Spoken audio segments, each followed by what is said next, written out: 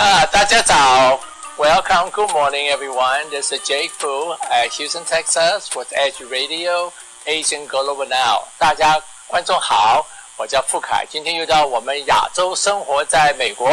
今天我请到的特别来宾是 Mr. Han Zhu. Yes, welcome to our show. Oh, thank you very much. Yeah, today we're going to talk to him about his life and what's like in America. 今天请到朱先生跟我们谈一下他在美国的生活，非常非常的精彩。Yeah, okay. Well, Mr. Han, that's yours. Everybody call you that. Right. Which is I met you a little while ago. You talked to me about very exciting things in your life. But we'll do one thing at a time first. Tell us a little about yourself. Where you grow up, and are you grew up in Texas, Houston, or? Well, I grew up for the first 3 years in New York. I was born in New York. Okay. And when I was there, then when I grew up in New York, my parents, they told us, hey, we need to move to Texas. and of course, yeah, being 3 years old, that's not much you can say. Right. My mama said, we're leaving. So I said, no, we're not. I was I was having a great time living, staying in the basket, watching the snow fall, catching it whatever you can. And I said, I'm not going. And my father said, no problem, you stay here. I said, Daddy, what about my food? And he said, well, that's your problem.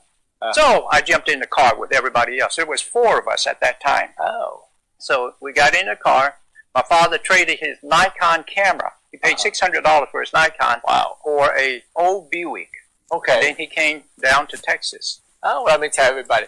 Well, 朱先生小的时候，他是3岁的时候就在纽约长大的。那个时候，他父母亲说我们要搬到德州去了。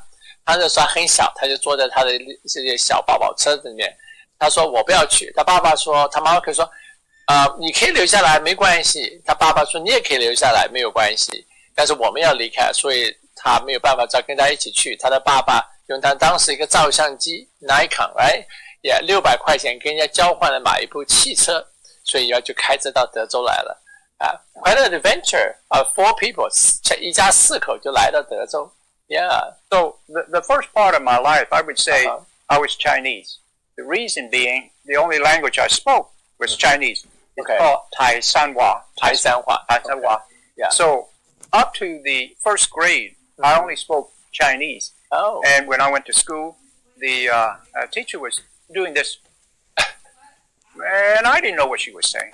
2 months later, I found out what she wanted. Do not spit on the floor. Oh. And the problem is that, your first language, you spoke Chinese at home all the time, so you're Chinese. Then from then on out, I realized, hey, I needed to learn the language. And then from there forward, that was what happened. Oh. 我在刚刚移到德州的时候，他还很小，然后后来就上小学1年级的时候，他那个时候讲的是台山话，没有讲很多的英文，所以那个时候的话，他老师每天就要手指着他，他说这什么意思？他2个月以后他才了解。那个老师说，请你不要在地上吐痰，因为的话是个很不好的习惯。之后的话，他就觉得我应该要跟人家怎么样沟通，一定要把这语言学会，他就开始学习英文了。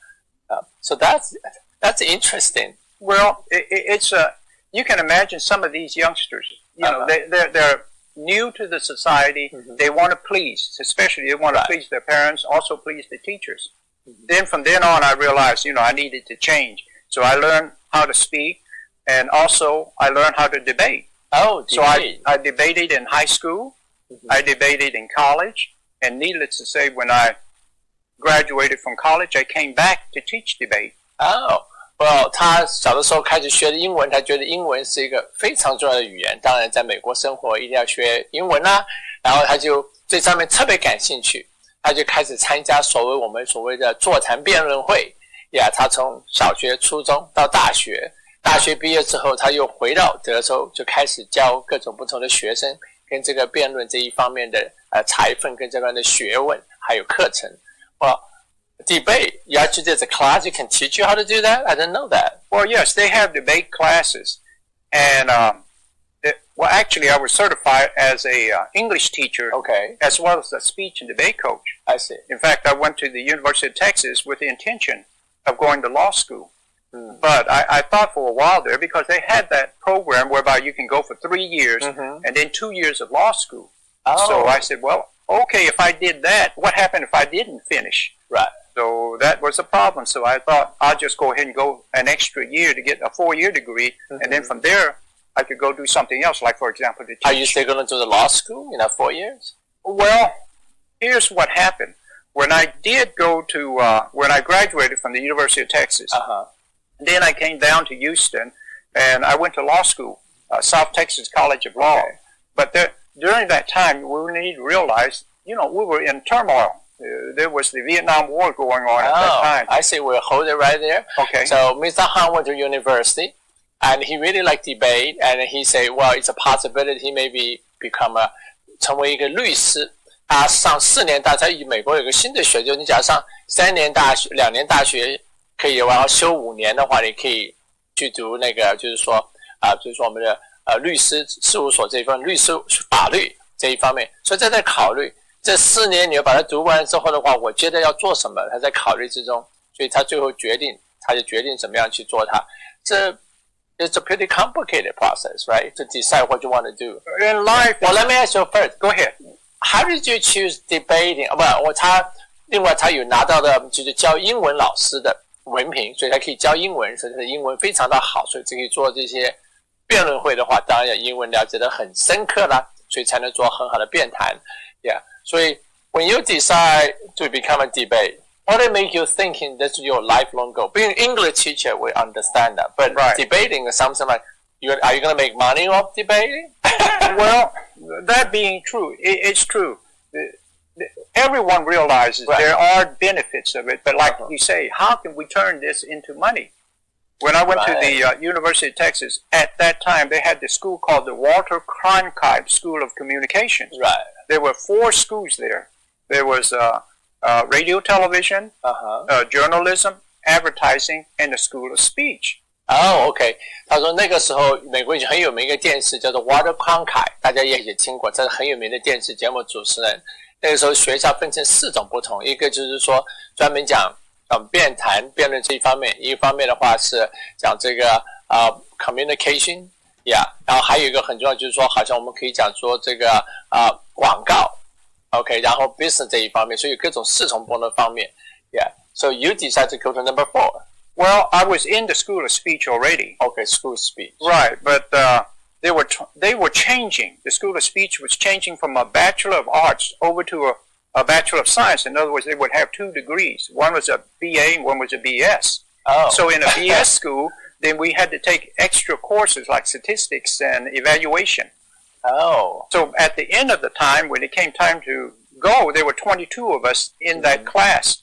And I was the only one that actually got a certificate. So I was the #1 BSer from the University of Texas. Bachelor of Science. Bachelor of Science. 他说学校改组，所以他们现在变成假如变成 BS 跟 BA, you're a Bachelor of Arts, right? Well, it was a Bachelor of Arts in the past, but then it turned into a BS as well. 他们把这变成 Bachelor of Science， 就是说科学技术这一方面有关系的那个学位，所以他有学士学位的话 He meets a girl and he tells the young lady, I love you so much. They're sending 2 messages. I really have to force myself to say this, but I say the words. So the sounds come out, but the non-verbal communication says another thing. 他说在我们这个互相人之间交的时候，有时候语言上面会有各种不同的做法，表面上说我爱你，但是表情跟我的心理生态的表现好像说我必须这样子说才能表现我对你的情意，就好像这就跟你心里最真正想要讲的话好像并不是很真诚的感觉，因为你的身体在这种无意就潜意识下面 unconscious 表现出来并不是好像非常的诚恳，所以有2种不同的沟通的方法 communication， 往往你不能不知不觉你就会表现出来，所以是非常的重要，需要这方面的指导，所以他这方面的专家很有意思。The communication is a two-way process. Actually, you got to understand, basically, it consists of a sender, a message, and a receiver. Those are the three. 他说 communication 是 like 双线道，来去，你来我去，分成3个部分。So what's the first one? Sender. Sender 就是说发言人the message, 这个里面所要讲的这个事情怎么样跟他了解 ，OK， and then a receiver. 接收人 ，OK， 所以你发言人接收人中间是他们的 message， 就是他们的所谓传言这些话所做的事情。So the three triangle, three elements. Okay. So the sender, he is sending an oral sound over. OK， 讲话的时候声音发过去。But at the same token, he is also sending a non-verbal signal over to through the message. 跟他讲话之间的话，在无形之中、潜意识下面也会表现一种不同的沟通。And also the receiver, the one who receives the message. 接收人So that receiver is listening to the sound and looking at the non-verbal. Okay? And then he incorporates that into the message to determine how he would react to it. 他说，当你发言人发言给这个接收人，接收人这时候他会看到你讲的话的声音，但你在表情或者是身体方面各种潜意识的表现，他会接受有种各种不同的反应。他会觉得你说你今天跟我讲的话，我听到你跟我讲，但你的身体里面无形之中给我另外，然后我要决定，就接收人我要不要接受他给我的这个讲的这个事情或者是发的这个言例，就言行这一方面的规则。所以他说，that's a quite a science, right? It's a science. It's a concept. That's why it's circles. Now you got the sender, message, receiver. The receiver then digests the information. Then he becomes the sender with a different message to the receiver, the original receiver. So that circle constantly goes around. 然后又回来，就是说接到就接到这个对方，我跟你讲话，然后那个对方接着他又会反应回来，跟这个发言人又是成为一个像圆形的 circle， 又混转回来。所以的话，这中间有很大的来往的沟通。So when you tell the kids the best way, you say you're supposed to be like whisper. Well, here you got that cycle going, right? Now, the sender sends a message to the receiver. The receiver then becomes the sender. And if in the sending process that he has now changed to, you can tell by the tone of his voice. Also, whether he's paying attention or not, by taking that information and sending it back to you. To the new receiver, so it's a constant circle. 发言人成为一个接收人，因为他回来的时候反应过来就接收他的反应。So what's the best way to talk to kids? 我一种 more effective， 哪一种方法对小孩子比较有效用？我们讲不吼叫他们的话，他们做错的事情，哪一个方法对他们更有好的效果 ？The best, in my opinion, this is my opinion. The best way to communicate is try to understand their point of view, their point of view, because he will send you the signals back in his message to you. So once you understand his point of view, you then become compassionate to his point of view, which then starts the communication process. 他说，当一个发言人给那讲话，第一要注意同情心，要他了解。假如你跟他讲的话，也了解他的反应会是怎么样，他的心理跟情况如何。假如他那个了解的话，这才会成为100%的沟通，不然的话，你只是讲，他听，并没有真正可以接受，因为你没有了解在他的心态跟环境之下，所以要完全的沟通，要互相要很彻底的了解，才会有很有效用的沟通方法。Yeah, like a boss to employees, students, the teachers, and parents to the kids. Even this system that we have set up right here, we're saying something, we're sending a message out. If we don't pay attention to our audience, and the audience says, "I lost you," I see. Then the purpose of what you're trying to do. So you was in the battle to whisper to them. Well, very low volume. Yes, you have to go into their point of view. If there's a little youngster, you play with them.